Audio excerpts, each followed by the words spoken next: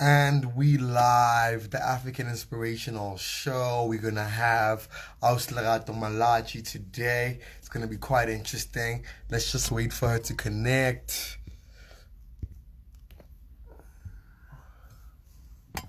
Yeah, let me just quickly invite her so she's well aware that it's that time.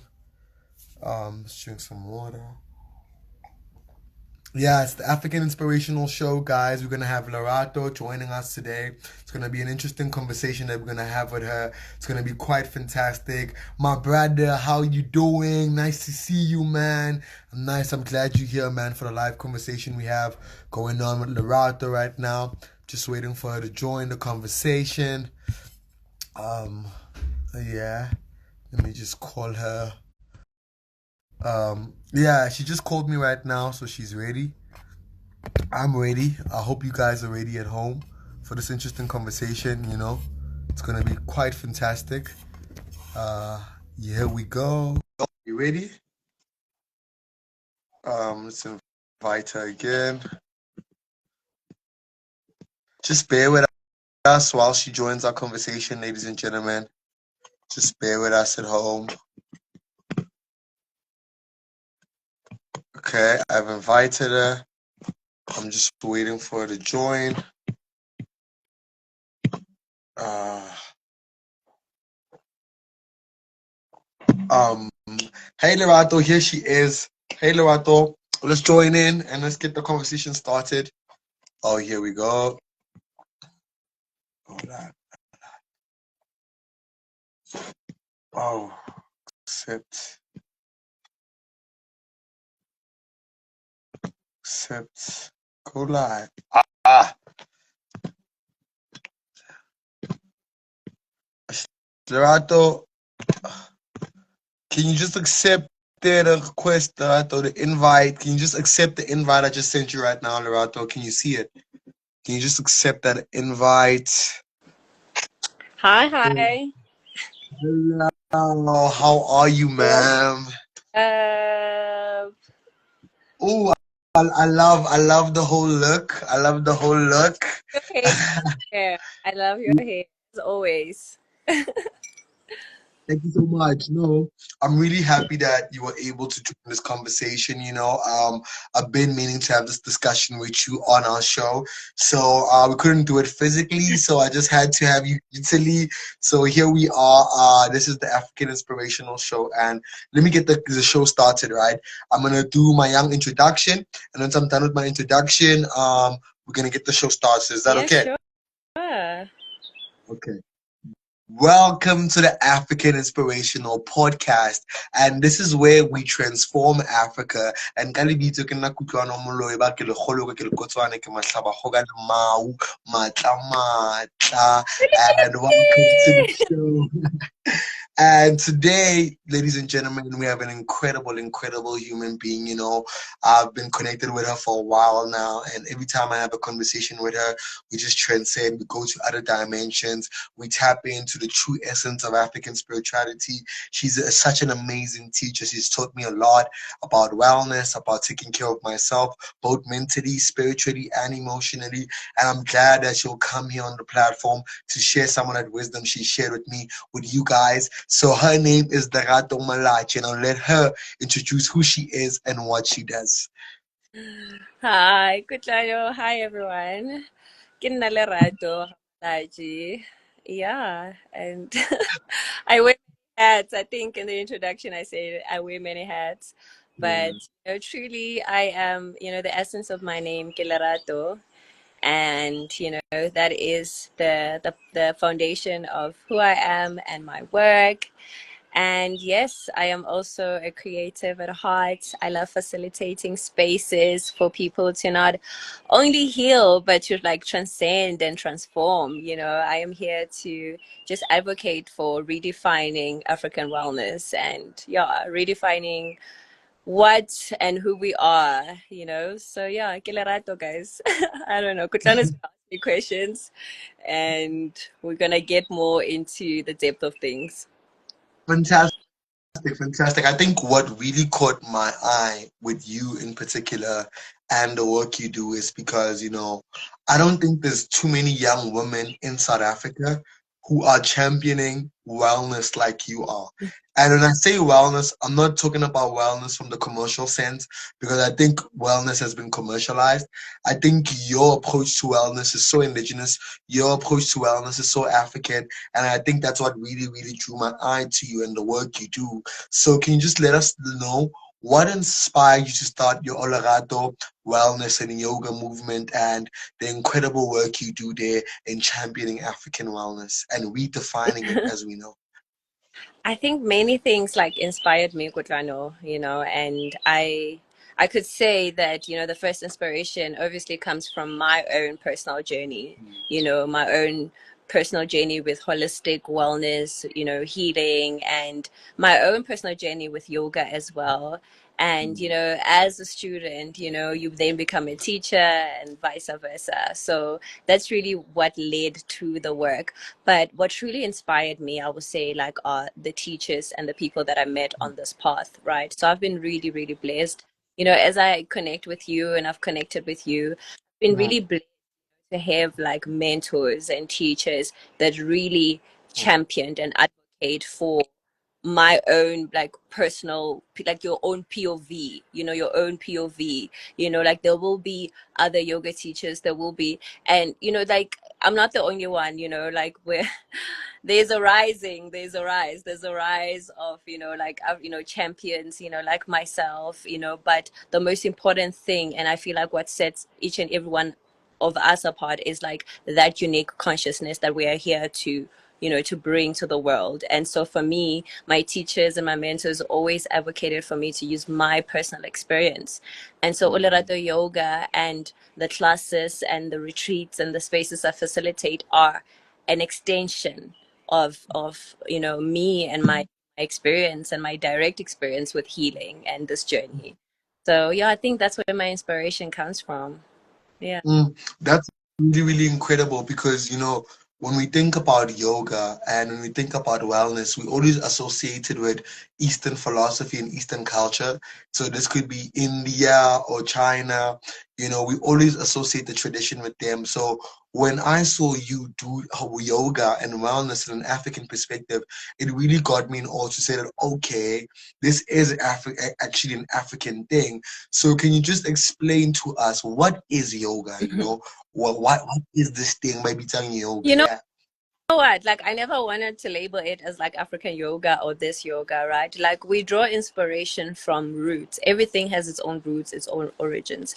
And yoga is like just commonly known to having roots in India and in also like Hindu culture.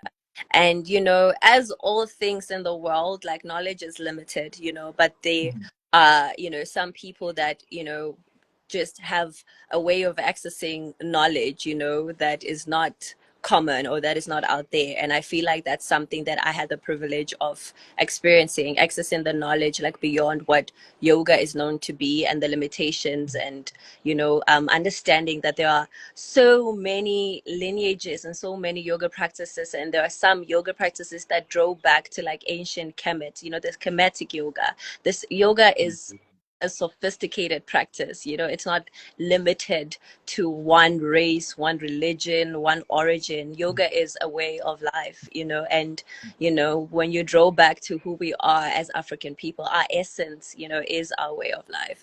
So yeah, so I don't label it African yoga. It's African yoga, or it's perceived as African yoga because I am an African, who's living in my essence, and I'm practicing yoga and I'm teaching yoga. So I think that's where, like, but I don't view it as African yoga, or maybe it's going to be a new lineage. Maybe it's a new lineage that we're creating. Maybe it's a new type of yoga style that we're creating. Because I always, have people say to me, like, I don't know what to call your yoga. I don't know what to call it. Like, I don't know what to call your type of yoga. I'm a Hatha yoga certified teacher, and You know, that's what I would say. Like I'm teaching hatha yoga if you're asking the style and the lineage of the yoga, you know, but essentially my own, again, my own POV and how I practice yoga on the mat becomes an extension of how I teach yoga, you know. Yeah. So what's fascinating about you is that you wear so many hats, from entrepreneur to beauty pageant title holder, you know what I mean? So like how do you then manage all these things that you have going on in your life as an entrepreneur, as a creative and all this, yeah. Yeah. Okay, someone is saying yoga is the breath of life. No religion has moral authority over it. Yes, Lisedi, Lisedi, Lisedi, Lisedi, Lisedi. I love that light, you know. So yes, yeah, that question. So, you know what? I allow myself to have seasons. I allow myself to have as many lifetimes in this one lifetime, you know, that I have. So, everything that I do, experience, accomplish, you know, I don't do it all at once, you know? So the goal is to find balance. The goal is to, you know, redefine balance. And I'm a Gemini by nature, and you know, Geminis are known to have like those two sides. And so my life, you know, and my spiritual practice is, you know, finding balance, you know, being in balance and being in harmony, you know, by nature. So yeah, I find the balance, you know, the modeling and the beauty pageantry started quite early in my life, like 15 years old. I was Miss Mamludi Sundowns Limpopo at 19 years old. I was one of the youngest ever Miss Mamludi Sundowns Limpopo's, you know. You know, and it's a decision made at 15 years old. At 15 years old, they hosted the first Miss Mamludi Sundowns, and a girl from Limpopo won.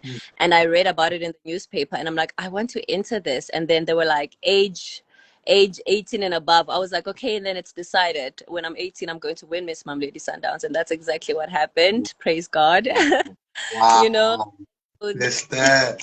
yeah, as so then became a season, you know, or you know, or a chapter in my life where I was competing in pageant literally every other year and traveling the world doing that and you know representing South Africa. So all of those things kind of like, you know, put me on a path of like figuring out like if I'm going to be on a global stage representing South Africa, like in what perspective, you know what I mean? Like who am I? Who am I? Who am I? And you know that then brought me to be like I'm going to wear my Tsonga tradition mashibelani on stage, you know, like on an international stage. That's who I am, you know. Yes, I'm African, but like who am I? So yeah, different seasons, but they all, you know, they all lead you like they lead you on a path that is uniquely yours if you're being true and authentic to your journey, if that makes sense. Because what I love about, when we had a discussion, you and I, you said that on the international pageant you were in, I think it was in Thailand, if I'm not mistaken, right? Mm-hmm. and and the pageant that you were in, you were the first African woman actually to wear her natural African hair and be proud of it. And I think when you told me that, it just showed me how much of a pioneer you are. Because I think the following year, our Miss South Africa was actually a lady with her natural hair, and I think it was the first of its kind. To win that. And I think you told me that you guys had a relationship, so it just showed me how much influence you wield, in this world, not just in the beauty space, but the influence you are as an individual, and the many impact and lives you change. So you're a pioneer, and I think that really caught my eye to say that what inspired you to show up in your purest African like self at that international stage, when being African is so not fashionable, when being African is so not cool. Like, Yeah. what made you embrace that? Yeah, you know what? So I won a pageant, you know, and then now I'm going to represent internationally. And so I don't know why. I still don't know until this day why, but I had this long weave, you know, like pageant girl, you have a weave. And I was going to, so I took my weave for a treatment. And while I was waiting for it to be treated, I was watching someone cut their hair. And when they left their chair, I looked at the guy, I was like, Joe, cut my hair. like randomly. I had long hair. I was like, just cut my hair. And I cut it all off. I don't know why. I cut it all off, but I thought, okay, it's going to make my wig look, more laid. I don't know why. But I got to Thailand and, it's 55 countries from all over the world, countries I've never off for the first time. When I say I was the first representation of South Africa to so many women there and so many people, so the weight of that alone, like it kind of like calls you to want to call out your true essence and your true self, because you're not only now a representation of yourself, but of a nation to some people. And so I understood that when I arrived. Again, I had great mentors that instilled those kind of values in me. And when I got to Thailand, my goodness, there were maybe like 10 African countries, and many other, continents had, many girls from Asia, of course, because the pageant is in Asia and Europe. And my goodness, Kutlwano, the treatment that they gave us as Africans, like I could cry. It was Oh. heartbreaking. And other times it was just like, it didn't always seem harmful, but other times I realized some of the people, times they touch us, they wanted to inspect us. Like you felt like a spectacle, really, and you're there in a pageant, like a beauty pageant where your value is based on how you look, and already as an African you are not perceived as the standard. So they're always trying to put us at the back of the line. When it's photo shoot time, we're always like at the back, and I had to reclaim myself. And so I had the wig, and I think a few days before the pageant, during rehearsals, I decided to take it off. Like I had enough of, you understand? I took it off, and I remember we were being ranked every other day. You were being ranked, so you could see I'm number 47, I'm number 55. And I was like somewhere up there, like number last. And when I took off my wig the next day, I moved from there in straight into the top 10, because I What? came, and like every other newspaper outlet, every global pageant network was talking about me, because it became very clear that when I took off, the illusion of what I was trying to portray and became my true self, like that moment affirmed me. You understand? And so, yeah, like I can point out to moments like that. And interesting enough, Zozi was Miss Mamelodi Sundowns Eastern Cape. What's this? Eastern Cape. While I was Miss Mamelodi Sundowns Limpopo. So we're from the same year, same group, so she was in the same year as me. And, during that time, yes, like we had like a good friendship. So when I took off my hair and I went on that stage, like she created this long post about me, like, and she was just like, I'm so proud of you. And, the next year we see her on stage winning Miss Universe, reclaiming Miss Universe. Like I was in the States when that was happening as well. So you can imagine, like that was just like a powerful redefining, and again, affirmed that this is what we're here to do and this is who we become. Yeah. I think it's such a powerful story, because when I heard that, it truly inspired me as a young African man as well, to say that we need to start owning up who we are as Africans and being proud of it. There's nothing embarrassing, there's nothing ugly about being African, there's nothing wrong about embracing your natural hair. So I think the whole work behind this podcast, the whole work behind our whole movement and everything we do, is to just reaffirm and reassure African Yeah. children that it's okay, being you. It's okay loving you. There's nothing wrong with you being you. Like, have those dreadlocks, have that short hair. Yeah. Be African. Because if you're not gonna be African, then who is gonna be African? Nah. That is the most, I believe, like the most powerful currency right now, the most powerful energy right now is maintaining your African identity. Being African right now is the highest vibration. It's a So maintaining your African identity, however it looks like for you understand, and maintaining that authenticity as a young African or as an African person, I feel like that is the new heaven. Yeah.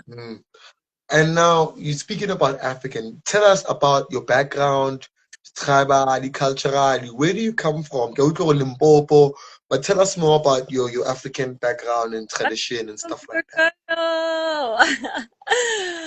Now I'm okay. Let me share.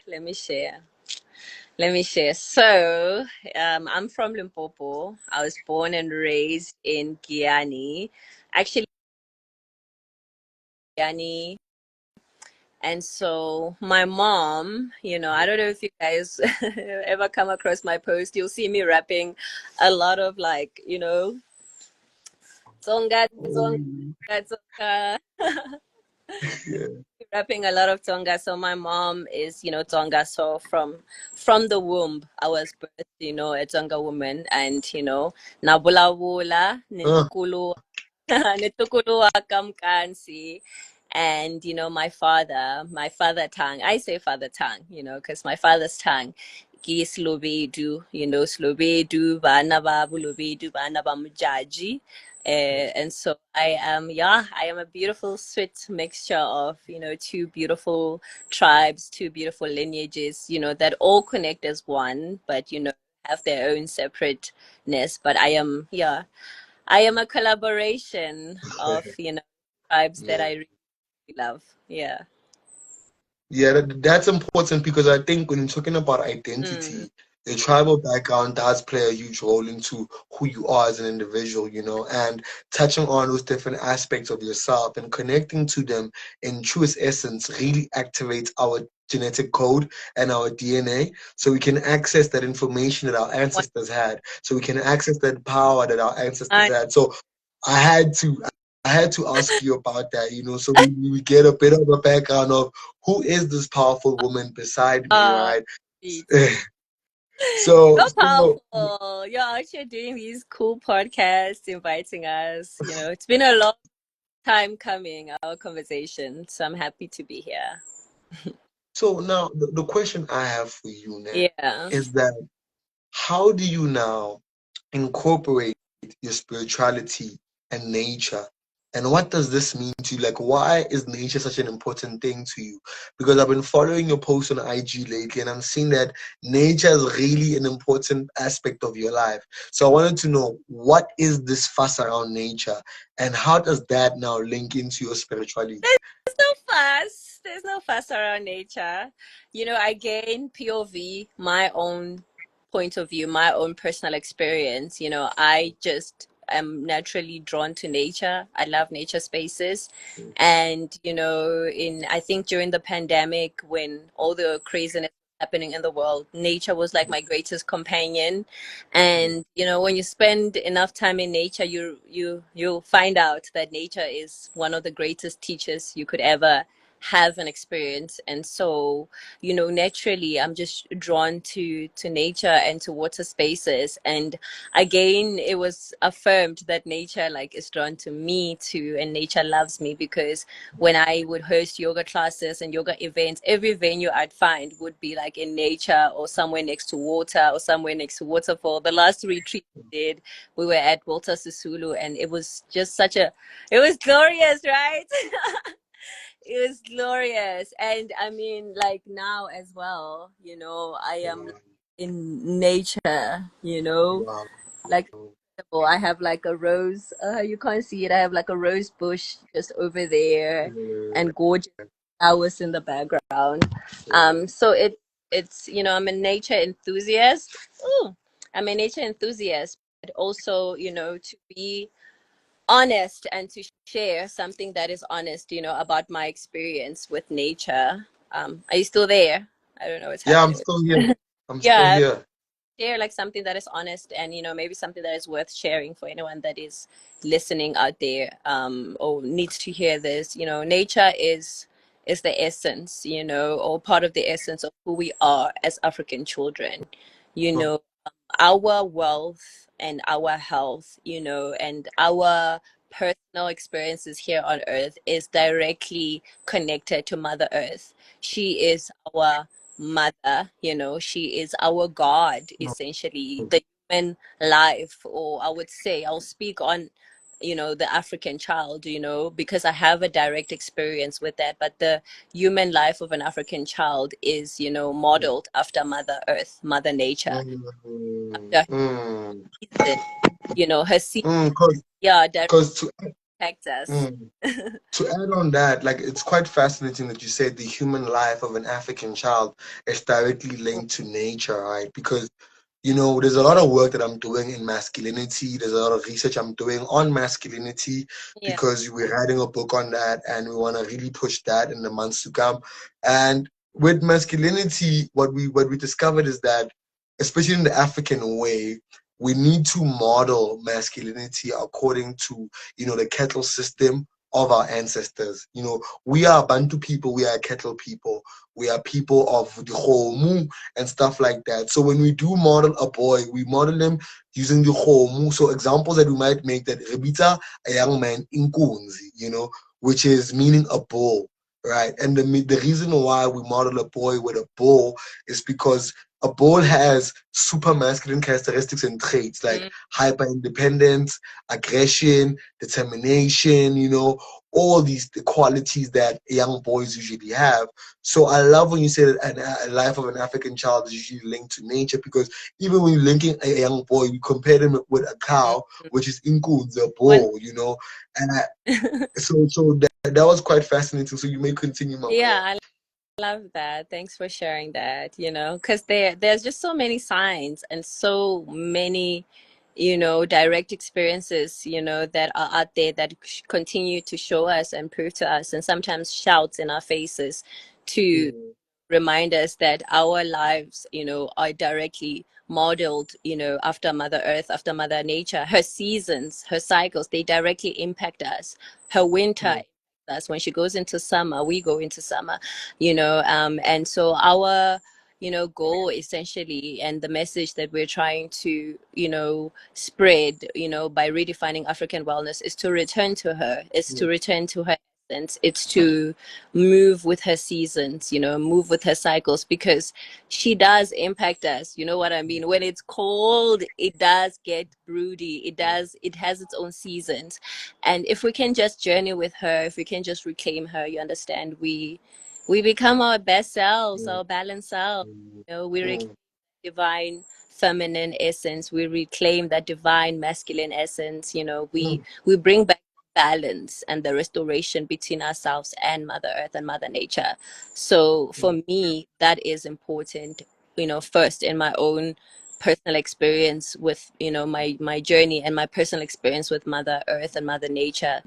And naturally, that's what I share in my teachings and my classes as well. So that's what you're seeing on Instagram, because mm. sharing my experiences. Yeah, incredible. And I love the fact that you spoke about the divine feminine, and I think for the audience sitting at home, who don't have an understanding of the divine feminine, who don't have an If understanding they're of what does it watching mean. this, they do understand. If they're here, if they're on the frequency, they definitely understand what divine feminine means. Yeah. But I think it'd be great for you to even further like explain it from your point of view of what does it mean when you're saying that someone is a divine feminine, and what does it mean as well to be a goddess, because I think we use also these terms loosely. I'm seeing a lot of people in the spiritual and wellness community, they're using these terms loosely, saying that I'm a goddess, I'm a this, but I think from someone who does exemplify goddess qualities like yourself, like having just a pop-up breakdown of what that means would go a long way. Yeah. I don't know. Hey, I don't know if it's something I can explain really truly, and especially because the English language is so limited, Kutlwano, like Yeah. in its It, interpretation of yeah. who we are, first of all, and what we are. I have this Yeah. oracle by Abiola, and it's called the African Goddess Rising. And in it is so many African goddesses, priestesses, queens. Today I pulled out the oracle. I was like, which goddess wants to accompany me to this conversation? And lo and behold, Inkosazana pulled out for me, which is like powerful, because Nkosazana is an African goddess. You know what I mean? Are you still there? Uh...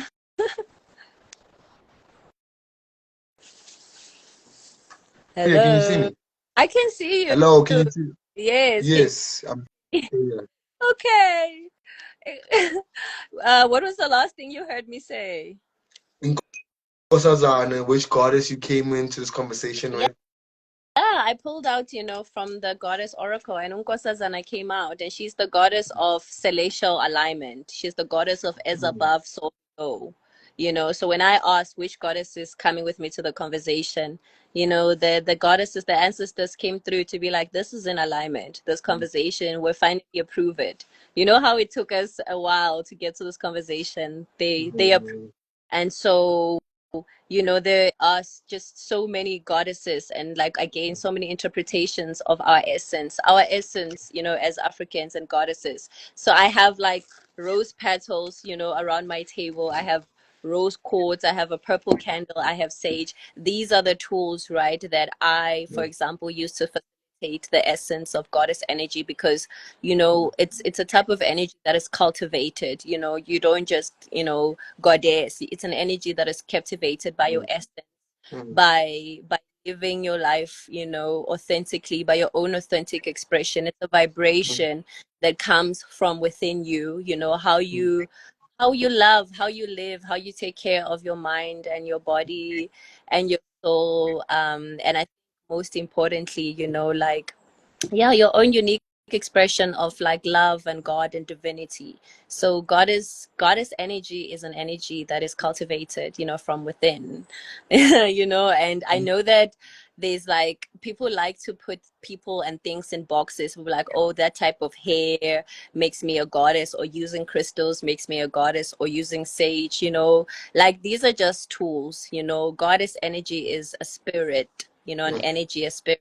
And it's what brings these tools to life. It's what brings these oracles to life. It's why I could pull out this card, for example, and be affirmed, Guti, this conversation is in alignment. And you mm. still don't need all of these things, or all of these things to be a goddess. But essentially, yeah, that's how I would describe it. It's an energy from within. So going back to our questions, like what role do you believe African wellness or wellness, what role does wellness play within the African community, but also broader for Yeah. mankind? You know what? Like, again, the English language is so limiting, to Mm, like, what role does wellness play? Like, what is wellness, first of all? Do people understand that wellness on its own is a personal journey? It's a mm, personal, to be well, to live well, mm, is to be in alignment with your mind, your body, and your soul. mm, Like, it goes deeper. And like the role that it plays is educating young Africans to live well and to lead healthy and fulfilling lives. And so, yeah, that's what, like, the role that I feel like it plays is to teach us, that we don't have to live inside the box, and we don't have to allow oppressive systems and oppressive designs to continue to rule us and guide us, or be the moral compass in which we dictate our our existence and our divinity, essentially. And so I feel like the role that it plays is to redefine us and to re-educate us, and to give us the tools to lead healthy and fulfilling lives. Yeah. mm, mm. No, no, that's quite interesting. So, because I really want to make it practical for the audience at home, Yeah. because the audience at home, these are people who really want to make the difference in their lives, who are really passionate about personal development, and all they need is just, I the opportunity. Yeah, want me to simplify it. Is that what you're saying? yeah, like in a sense of like day to day, like what kind of practices Yeah. can someone incorporate into their life to lead a more well and holistic lifestyle? Just, practical day to day practices, activities. Yeah. I think, they're like different things that you can do, like based on like the person you are and the experience that you're seeking. And Yeah. me, the things that I can share that I do on a day-to-day basis that really like ground me and really push me towards like a healthier and fulfilling life. Stillness, finding time to like experience stillness, in my life, in my day to day. And that's where your meditation comes in, or your morning prayer, or whenever you're taking a prayer. I feel like it's very important for me to ground in my stillness each and every day. And I know, like, it sounds easy, or maybe it doesn't sound easy to a person, but I feel like if you give yourself an opportunity, or if you're seeking to get to know yourself and to know your soul and your spirit, or if you're seeking to like incorporate like being well, taking time to be still and listening to your thoughts, the thoughts that are running in your mind, are they positive? Because the thoughts that are running in your mind can directly impact your body. And then listening to how your body responds to thoughts, or how your body feels, and then that on its own can give you an indication of what you need, in order to be well. So stillness. And also, up there on my list is movement, in the form of yoga, in the form of a walk, in the form of dancing, in the form of whatever it is, but incorporating daily movement into your life, and mindfully so, not just your commute to work, and you're just so angry that, anxious that you're going to miss your taxi. I'm talking about like mindful walking. And again, nature. I know a lot of people, probably or might not have access to nature, especially if you live in the city. For me, I lived in Joburg, and as a nature hand, you know what I mean, I had to go out of my way to experience nature.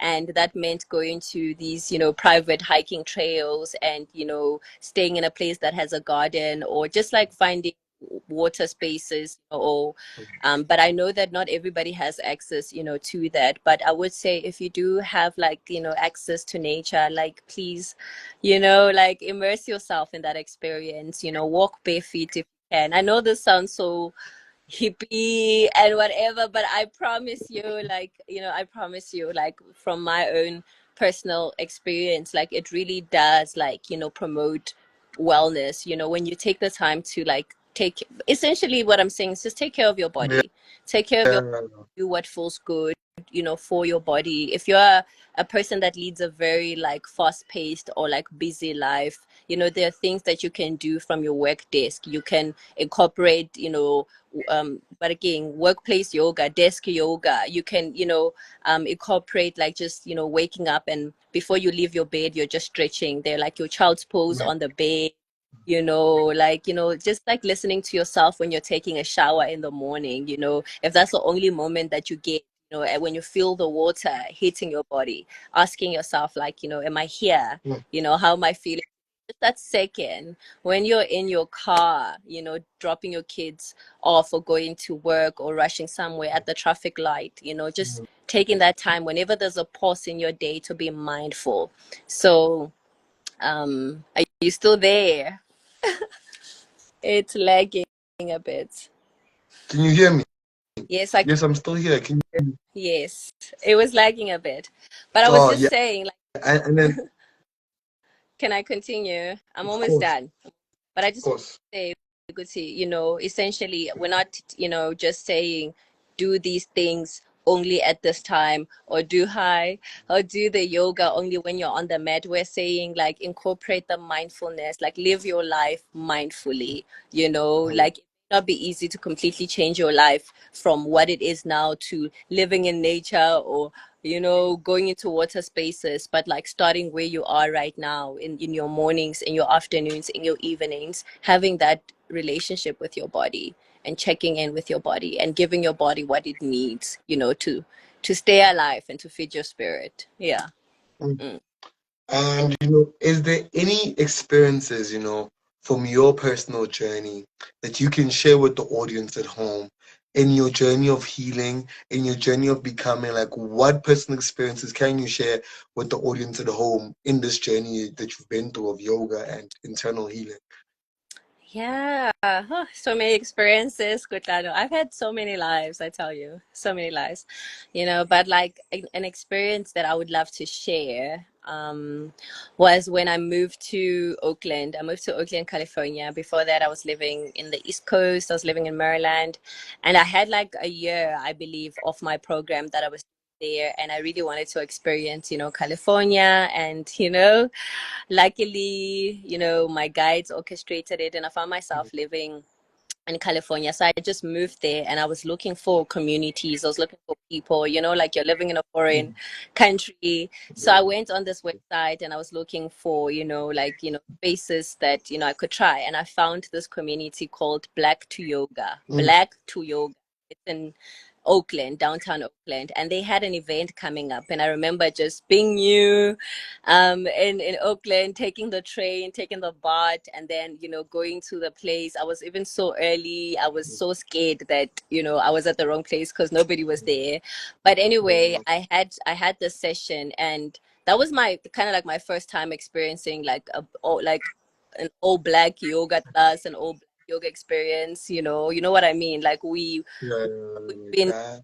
yoga, like I said, through the origins of like the Eastern philosophies, and then also it's also yoga has been colonized as everything, also Yeah, like white people and white yeah. women and rich Beverly housewives. No judgment, but I'm saying that yoga, is also just also deemed as like this classy thing that is for certain type of people, housewife, which is not true. Yoga is for it's for everyone.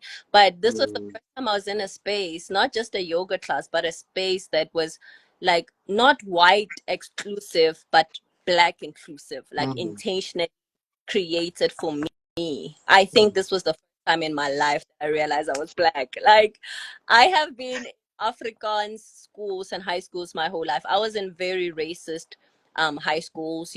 My eighth grade school, I was like the only like one other black girl in the entire boarding school, and the first ever black girl to live in that boarding school. So I've experienced a lot of like racism mm. and passive, and so to be in that class was redefining for me. There were other white people, but I'm just saying everything from the teacher's energy, from the muse, it was meant for me. It was meant to affirm my soul and my African body and my African skin and my hair. And that completely changed me. That's what made me become a yoga teacher, because I was like, I am going to share this. I am going to take this. I am going to share this with my mother, with my sister, with my brother, So, yeah, I think that experience really redefined my life and it gave birth to this version of me. Yeah. Fantastic. And before we wrap up our show, I think it's been really an insightful show. I think, for the viewers at home, and everybody who'll be streaming this podcast on Spotify and everybody who'll be watching on YouTube as well, got some level of value from this. And I think just to wrap it up, what advice would you share to like a young Larato coming up and just a young girl, who wants to make a difference in the world, who's from the small town, a village, a remote location somewhere in Africa. Like, what advice do you have for her? Yeah, I would say if like she's already or he's already or they're already thinking of, making a difference in the world, and then they're already making it, Mm, essentially like the first seed that is planted in your heart is, what will bloom to make that difference that you desire.